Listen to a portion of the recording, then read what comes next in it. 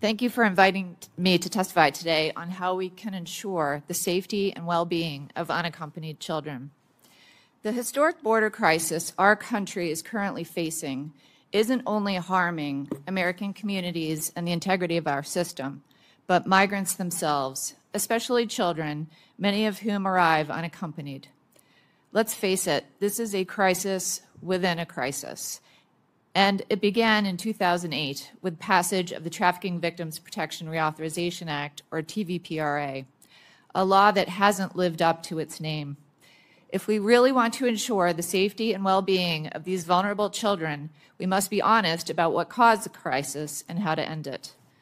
What started in the mid-1980s as the Flores class action lawsuit about immigration detention conditions for alien minors and to whom such minors may be released has turned into a multi-billion-dollar legal regime that encourages unaccompanied minors to come on a treacherous journey to the U.S., requires the federal government to release them into the custody of sponsors who too often end up abusing or trafficking them, and according to DHS's Enforcement Lifecycle Report, results in 94% of them remaining in the U.S. Alejandro Mayorkas said repeatedly at the beginning and throughout his tenure as Secretary of Homeland Security that he would not send back unaccompanied minors. What did that tell parents, teenagers, and smugglers seeking to line their pockets? That this administration was opening the door wide open for unaccompanied minors to enter and stay in the U.S. And the parents, teens, and smugglers around the world heard it loud and clear. A historic 366,000 unaccompanied minors have been encountered just on the southwest border so far under the Biden administration. For those who closely follow border security, border data is tracked month by month. Yet after 28 months of record entry of unaccompanied minors, the Biden administration has not changed its policies to prevent such minors from coming here. Instead, the administration's response has been, get them in faster. HHS Secretary Xavier Becerra was quoted by the New York Times complaining to staff about delays in releasing unaccompanied minors into the country, saying, quote, if Henry Ford had seen this in his plants, he would have never become famous and rich.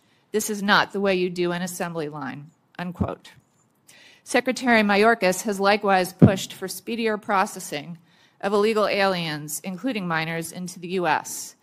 In his joint proposed rule, Circumvention of Lawful Pathways, Secretary Mayorkas admits that the objective of the CBP-1 mobile application appointment scheme is for CBP, quote, to process more individuals than would otherwise be possible, unquote.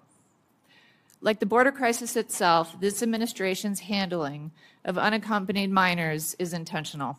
And beyond the historically high numbers, the results have been disastrous for the children involved and for Americans. Unaccompanied children are regularly raped and exploited on their journey to the U.S., and their lives, sadly, do not improve once they enter the U.S. They are turned over to questionable, if not dangerous, sponsors, forced to work in unsafe conditions that violate child labor laws, go missing by HHS, and are sex trafficked. Furthermore, MS-13 and other gang members, who are often teenagers, easily enter the U.S. as unaccompanied minors. Too many Americans and migrants have needlessly died at the hands of vicious gang members who were released into our communities. The Biden administration has also recently made the nonsensical decision to stop using DNA testing of suspected fake families at the border. The results are very predictable. A return to more child smuggling, child recycling, and trafficking. Say you're a family, and we'll take your word for it. Both the title and intent of Section 235 of TVPRA is, quote, enhancing efforts to combat the trafficking of children, unquote. And yet, from the historic volume of unaccompanied minors enticed by the law, the careless release of these minors to inadequately vetted sponsors, and the multi-billion-dollar windfall in profits this administration's open border policies have given the cartels, it is clear this administration is only creating more abuse, exploitation, and human trafficking.